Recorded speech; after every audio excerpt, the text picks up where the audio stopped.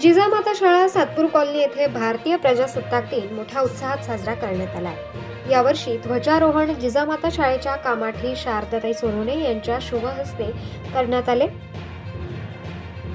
यावेळी महाराष्ट्र नवनिर्माण सेनेचे राज्य उपाध्यक्ष तथा स्थायी समिती सभापती सलीम मामा शेख, सातपूर शिवजन्मोत्सव समितीचे अध्यक्ष अनिल गडाख, कार्याध्यक्षा फरीदा शेख, उपाध्यक्ष पोपटराव जेजुरकर, महिला उपाध्यक्षा जान्हवी तांबे, चिटणीस भगवान काकड, सचिव किरण डोके, रामहरी संभेरा, सन्मान न्यूजचे संपादक रवींद्र एरंडे, महाराष्ट्र टाइम्स पत्रकार नामदेव पवार, प्रबंधभूमीचे पत्रकार प्रकाश बागुल, कल्पनाताई मोराणकर, केंद्रप्रमुख नितीन देशमुख, मुख्याध्यापिका छाया गोसावी, मुख्याध्यापक भास्कर कुलधर उपस्थित होते।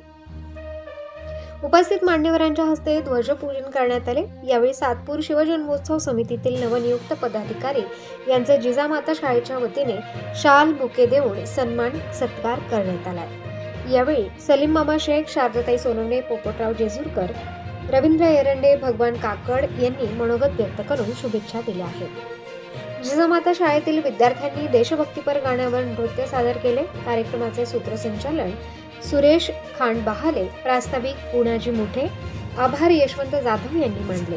कार्यक्रम यशस्वीतेसाठी मनपा शाळा क्रमांक 28 चे वैभव आहिरे, रेंजी बसावे, सुरेश चौरे, सानिया बोरसे, पल्लवी शेवाळे, भारती पवार, कविता शिरोडे, सोनाली कुवर तसेच मनपा शाळा 27 चे संगीता धनवटे, मीरा थोरात, पुष्पा सोनवणे, सचिन चिखले, वामन निंबेकर, सुनील पवार, भास्कर जाधव, तनुजा देवरे, योगेश सूर्यवंशी, पूजा बक्षी, माध्यमिक विद्यालयातील शांताराम देवरे, भावना शुक्ल, विजय पाटील, सुरक्षा रक्षक योगेश निकम, विपुल भामरे यांनी कार्यक्रमाच्या यशस्वीतेसाठी परिश्रम घेतले। प्रबंधभूमी महाराष्ट्र न्यूजसाठी प्रकाश बागुल, नाशिक। की मणिपूर सारखी घटना होते, या ठिकाणी स्त्रीला माता मानले जाते, या ठिकाणी एका स्त्रीवरती होणारा अन्याय ही खरं तर आपल्यासाठी दुःखाची गोष्ट आहे। दिल्ली सारख्या निर्भया प्रकरण होतं, ही सुद्धा आपल्यासाठी लाजिरवाणी गोष्ट आहे। मित्रांनो, त्याच पद्धतीने आपल्या समाजामध्ये आपण भारत हा धर्मनिरपेक्ष देश आहे, आपण सर्व धर्मांनी एकत्रित राहिलं पाहिजे। तरुणांपुढील महत्त्वाच्या समस्या आहेत, बेरोजगारी असेल, अंधश्रद्धा असेल, त्या आपण दूर करण्याचा प्रयत्न केला पाहिजे। विद्यार्थ्यांनी शिक्षण घेऊन आपला देश कसा पुढे जाईल याच्यासाठी आपण प्रयत्न केला पाहिजे। विद्यार्थ्यांनी मी सांगतो की आपण जीवनामध्ये उच्च ध्येय ठेवले पाहिजे आणि भारतीय संविधानानुसार, राज्यघटनेनुसार आपण जर वर्तन केलं तर आपला देश निश्चित पुढे जाईल। भारत हा धर्मनिरपेक्ष देश आहे, सर्व धर्मांना या ठिकाणी समाज जगण्याचा, सबल वागण्याचा अधिकार आपण दिला पाहिजे। एवढे म्हणून माझे नमस्कार सांगतो। धन्यवाद। चांगलं काम केलं तरी सरकार होतच असतात।